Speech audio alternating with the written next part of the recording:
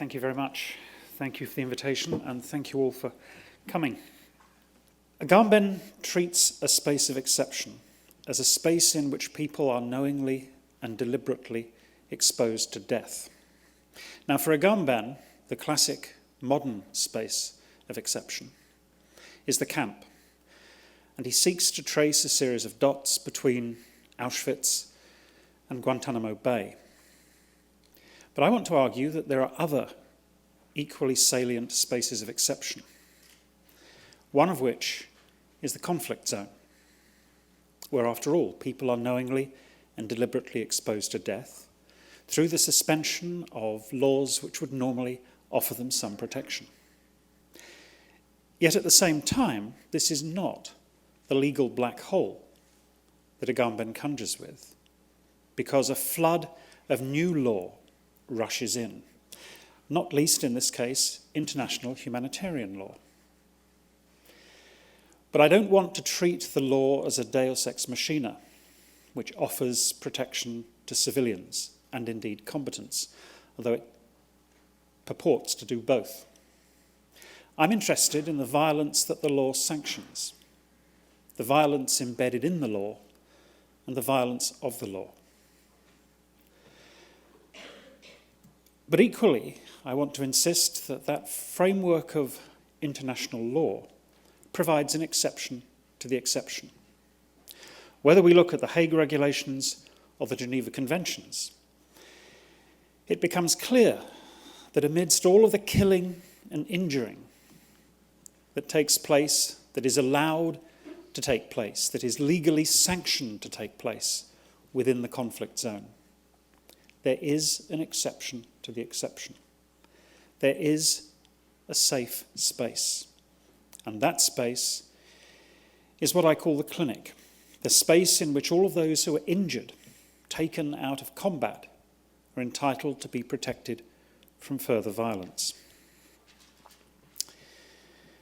Now, in the larger project from which this is taken, I trace the long history of that exception. And I look at a series of different instances in our own present, in particular Afghanistan and occupied Palestine. But today, I want to focus on Syria. The war in Syria has multiple origins, but for my purposes, one of the most arresting sights is this high school wall in Daraa, south of Damascus, where late one night a group of high school kids wrote that on the wall. Prophetically, in English it means your turn, doctor, or your next doctor.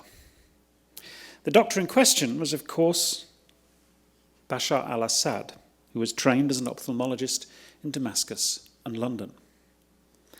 And what those high school kids had in mind was the tide of the Arab uprisings spreading east from Tunisia. Assad, so they hoped, would be the next to topple. But the response of the state security services was draconian. 15 students were arrested and tortured. Citywide protests broke out. And during those protests, the security forces fired on demonstrators and on all of the sick and wounded who tried to approach the local hospital. Snipers, armoured personnel carriers, tanks and heavy artillery were stationed at hospitals as dissent spread across Syria. Protesters were arrested and tortured, but doctors suspected of treating them were arrested and tortured.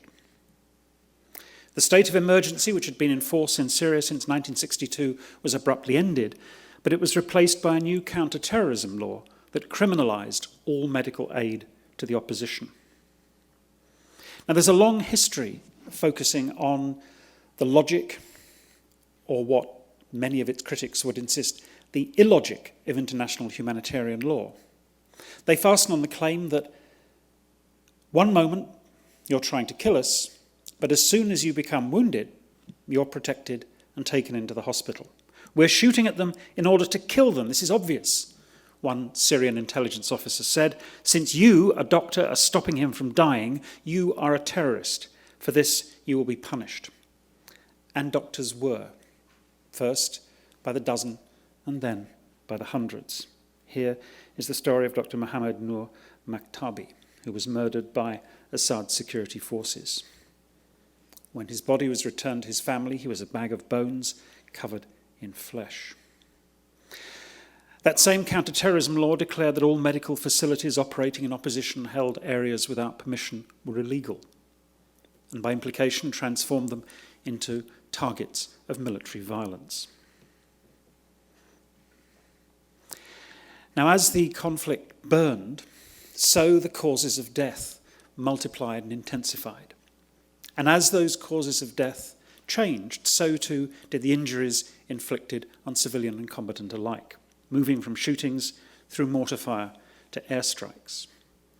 Many of those airstrikes, of course, were carried out by the US-led coalition.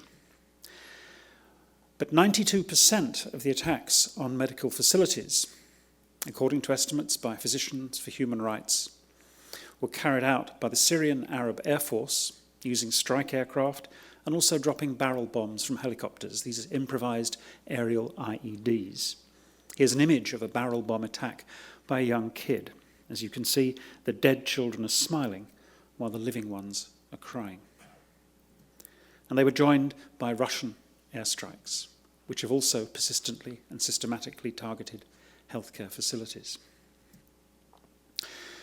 The result of that changing geography and topography of violence was that doctors in those rebel-held areas confronted unimaginable injuries, injuries they didn't know how to treat, injuries they'd never seen before.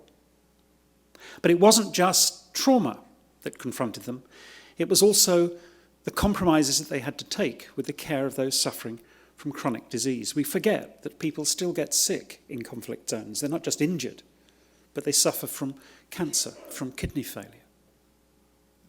All of those treatments, trauma and illness, are put at risk once medical care becomes a legitimate target of attack. Hospitals were bombed. Here's one doctor being interviewed by Public Radio International. Many times the wall was perforated. She works on the 3rd floor of the hospital. Many times the wall was perforated, so every woman who came to the hospital, she's a gynecologist, she knows that there is danger on her life. So they just give the delivery or give the birth and then go home. In other words, pre- and postnatal care is compromised because of the danger of aerial attack. Women wish to be in the hospital for as short a time as possible. Another doctor, when I'm in the hospital, I feel like I'm sitting on a bomb. It's only a matter of time until it explodes. Now, in other areas, sometimes medical facilities give their GPS coordinates to the warring parties to prevent them from attack. It didn't help MSF in Kunduz, of course, and it's something which all hospitals in rebel-held areas in Syria are reluctant to do, because they believe that if they give the GPS coordinates of their locations, that will make them more, not less liable to attack. The argument is, moreover, that if those hospitals are attacked, they're not really hospitals, because they haven't been sanctioned by the Syrian government, which repeatedly refers to them as so-called hospitals. Here, for example, is Syria's ambassador to the UK. The so-called hospital was installed without any prior consultation with the Syrian government by the so-called French network, Médecins Sans Frontières, which is a branch of French intelligence operating in Syria. They assume the full consequences of the act because they did not consult with the Syrian government. They did not operate with the Syrian government permission. Well, you might not be surprised that that's what the Syrian government says. Here's a review of an attack on the Al-Quds hospital in Aleppo city, carried out by Médecins Sans Frontières, the only cardiology, neurology and paediatric intensive care unit hospital in eastern Aleppo. A hospital whose neutrality, they insist, has not been compromised by hosting or supporting any military activities. The hospital was hit by 2 airstrikes on the 27th of April that killed 55 people, including that brave man shown there, Dr. Mohammed Wasim Maz, Al-Quds' full-time paediatrician. We have CCTV imagery of Dr. Mars leaving the ICU, about to start his overnight shift on the emergency ward. And then the footage cuts out as the air raid begins. This is how that hospital and that attack is treated within the academy. This is Professor, I think that should be in scare quotes, Tim Anderson. The story of Russian or Syrian air attacks on the Al-Quds hospital gained prominence, he says. Notice hospital is in scare quotes throughout. Many Aleppans had never heard of Al-Quds hospital. This facility was not a state-run or registered facility because, of course, it was in an opposition-held area. Here in the Off Guardian, Eva Bartlett confronts what she calls the oft-repeated lie of the last paediatrician in Aleppo, that man whose death I indicated a moment or so ago. As for the paediatrician, we checked the name of the doctor and didn't find him registered in Aleppo Medical Association records. They were, of course, held in West Aleppo. One imagines that his name was on other records held by the Syrian state. Those same disingenuous reports insist this wasn't a real hospital, it was a field hospital. These are those improvised field hospitals. Those hospitals are increasingly under threat. They were given code names M1 through M8 to seek to mask their location. Many of them were driven underground. The most famous, perhaps, is the cave hospital in rural Hama, which opened in October 2015. It opened in a cave because people living close to the original location insisted that it be moved because they knew that a hospital would render them a target. These are the facilities inside the cave hospital, supported by the Syrian American Medical Society. In addition to driving hospitals underground, the assault on medical care has compromised medical supplies. Gauze, for example, is considered synonymous with war surgery. It's precious, dangerous, incriminating, one doctor reports. There are secret outlets supplying us with gauze. And so there are makeshift factories like this, making gauze, making surgical thread. Some supplies make it in by courier, but very often they have to traverse routes under threat of sniper fire. Whatever reaches us is covered in the blood of the people who've risked their lives to get it here, says the director of one field hospital. There are, of course, humanitarian aid convoys allowed in across the siege lines. But it turns out that the population reached by those deliveries is far less than originally anticipated. What's more, medical supplies are routinely removed from those humanitarian aid convoys. And on occasion, as we know, the convoys themselves come under attack, as here at the Syrian Arab Red Crescent warehouse, providing medical sanitation and hygiene supplies in September 2016. Others resort to underground movements, to tunnels. In East Ghouta, in Damascus, the Union of Free Syrian Doctors has used a series of tunnels excavated by armed groups to bring in medical supplies. In doing so, they've negotiated a series of transaction fees with the Syrian Arab army and with the tunnel lords who control access through those routes. Which means that as those suppliers navigate those precarious routes, so the cost goes up as those taxes and tolls, those extortionate exactions, are heaped one on top of the other. A litre of serum used to help the body replenish lost blood costs $1 in government-controlled areas, but it rises to as much as $10 via the tunnel route. And Ghouta needs about 10,000 litres of serum every month. As the siege tightened, as the tunnels were destroyed, so more improvisations become necessary. People are not just making gauze and surgical thread, they're even manufacturing their own low-cost anaesthetic. The number of doctors and nurses, of course, has contracted dramatically. So much so that the remaining surgeons have had to learn new skills far beyond their original specialties, outside any comfort zone. And many of those providing medical care are not trained at all. Some are medical students But in one field hospital in Madaya, medical care was provided by a dental student, a dentist, and a veterinarian. There they performed C-sections, supervised births, and carried out amputations. They do that in part using telemedicine, using a network of doctors across North America and Europe linked to them by cell phone. A series of frantic texts in which advice is offered, but very often those receiving that advice are unable to do anything because they simply don't have the supplies. In Madaya, after 4 years of struggle and siege, the clinic finally closed. "We felt so ashamed," said one of those young men, "but we had nothing.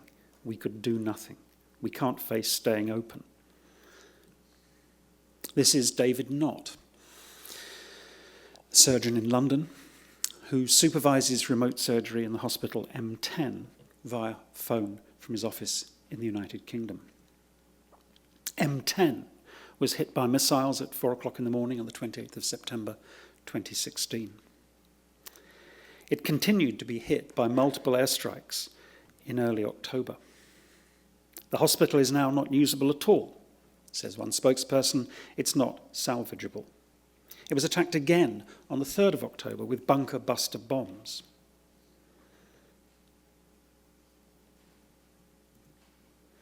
Here is M2 Hospital in eastern Aleppo. Its destruction has been charted by my friends at Forensic Architecture, showing that it too has been subject to multiple systematic airstrikes, 14 of them between July and December 2016. And when we plot the location of hospitals attacked from the air, we find that most of them have been attacked again and again and again. This is recurrent, systematic targeting of what was supposed to be safe spaces. Towards the end, of course, as time runs out, doctors were conducting amputations on anyone with a serious injury.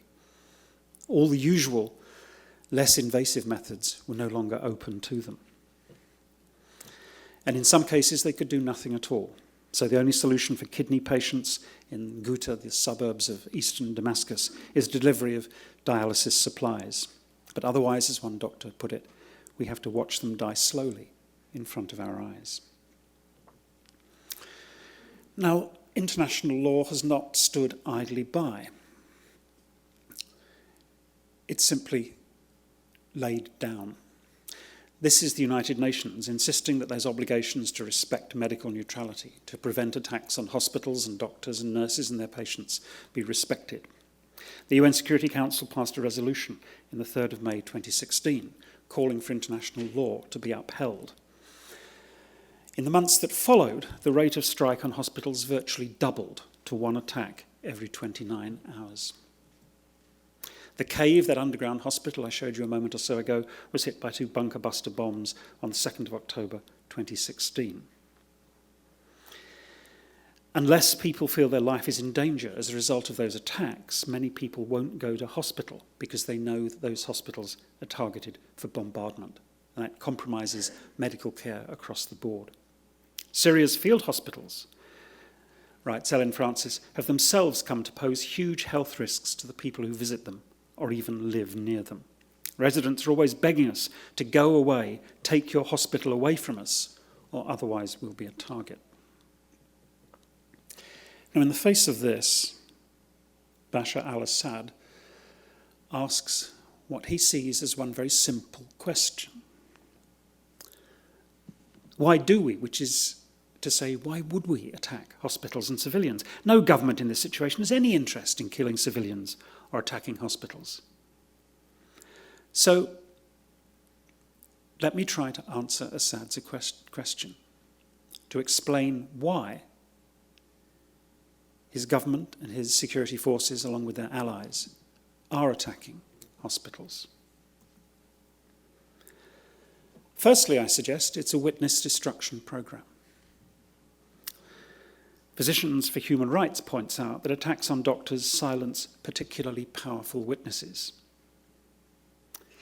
because doctors can bear witness to the violations carried out by the Syrian regime, because they have seen and treated the victims.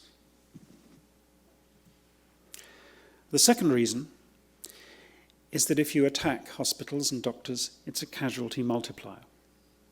As Dr. Abdulaziz Adel puts it, kill a doctor and you kill thousands.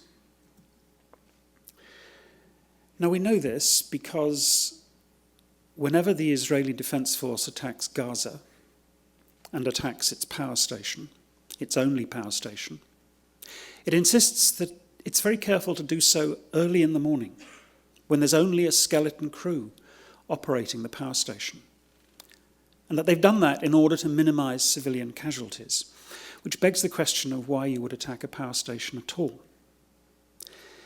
The answer is, of course, that you attack a power station because once the power goes down, you can't treat sewage, you can't pump water. Food in fridges, antibiotics in fridges perish. Hospitals have to switch to unreliable generators. In short, the horizon of death from attacking a power station radiates and ripples far beyond that site in space and time. As Sam Weber puts it in Targets of Opportunity, every target is inscribed in a network or chain of events that inevitably exceeds the opportunity that can be seized or the horizon that can be seen. So too now with attacking hospitals and doctors and nurses. What happens when a hospital gets destroyed in war? Asks the Syrian American Medical Society. Like a dead star, it collapses and burns, sending ripples of consequence for communities around it. Killing a doctor ensures that hundreds will bleed to death. There's a third reason for attacking hospitals and doctors and nurses. And that is to reactivate a program of aerial violence carried out during the Second World War by the Royal Air Force in Britain and the United States Army Air Force, which they described as, well, they called it moral bombing, but they meant morale bombing. The idea was that since they couldn't carry out precision bombing, area bombing, devastating whole areas of cities, would destroy the morale of the civilian population. It would crush the will to resist. And in much the same way, when we look at these scenes from Cologne, from Hamburg, it's not difficult to see the intimations of similar scenes in Aleppo. The desire to crush resistance and to show that all resistance is futile. But there's a fourth reason. It's even more insidious than destroying witnesses, multiplying casualties, crushing the spirit of ordinary men and women. As A.L. Weizmann puts it, violence legislates. Because you see, international humanitarian law is not, as I said at the beginning, a deus ex machina perched above the conflict, a neutral tribunal to which we can appeal. It's always been deeply embedded in military violence. It travels in the baggage train of the military.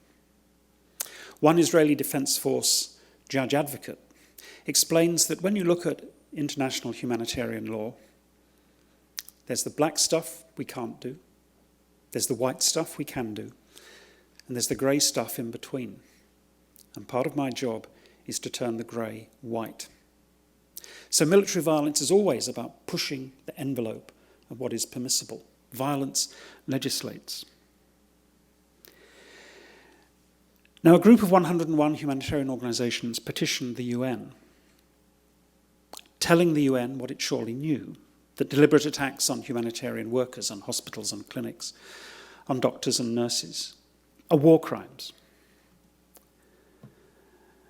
But they insist that in failing to uphold the provisions of international humanitarian law, the United Nations will collude in its ongoing dissolution. We have a worry, says a spokesman from Médecins Sans Frontières, that this is becoming normalised that in particular conflicts it's becoming normal, which is to say acceptable, which is to say legitimate, to strike a hospital. Sending the message that there are no lines, no limits, no boundaries to the violence of war. And so this is what I mean by the death of the clinic. When I talk about the clinic, I'm talking about a topological figure that extends from the body of the wounded through the evacuation chain to the hospital itself.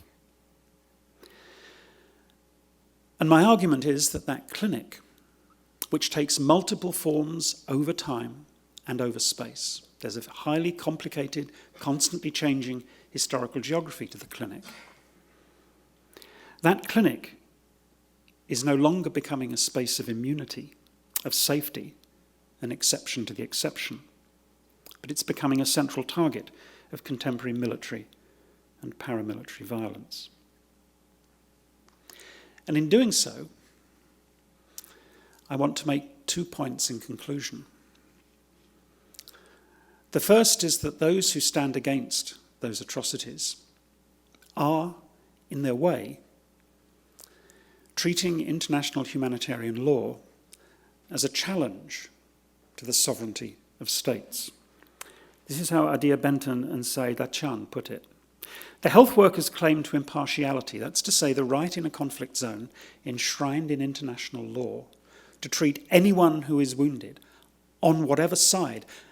And please understand that becomes even more important in today's conflict zones because these are wars with complex topographies. There are no clear front lines. The tide of war sweeps backwards and forwards. That's partly what engulfed the MSF hospital in Kunduz. It's what engulfs those hospitals in Syria and elsewhere. And so that claim to be able to treat impartially all of the victims, all of the sick and the wounded in conflict zones is a central principle of medical impartiality, of medical neutrality. But in upholding it, it becomes a direct challenge to the state's claim to sovereignty. It's no longer simply up to the state to determine who shall live and who shall die.